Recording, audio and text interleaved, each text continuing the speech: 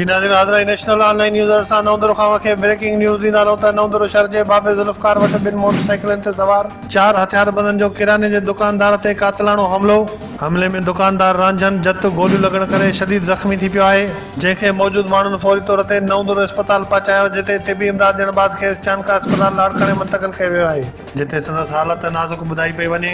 वाक़े जे इतलाह ते नवंदरो पुलिस पहुची वाक़े जा तफ़सील मालूम कया, जिते मौजूद SHO नवंदरो अब्दुल वहाब मसण ॿुधायो त वाक़ियो ज़ाती तकरार तां पेश आयो आहे, जंहिं बाबति मामले जी वधीक जांच करे रहिया आहियूं। जेको बि मुलविस हूंदो उन ख़िलाफ़ कार्रवाई कई वेंदी।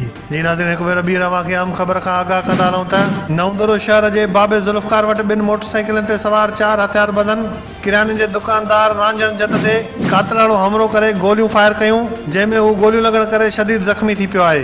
रांझन जत नाज़ुक हालत में चانڊڪا अस्पताल लाड़काणे मुंतक़िल कयो वियो आहे, जिते संदसि हालत नाज़ुक ॿुधाई पई वञे।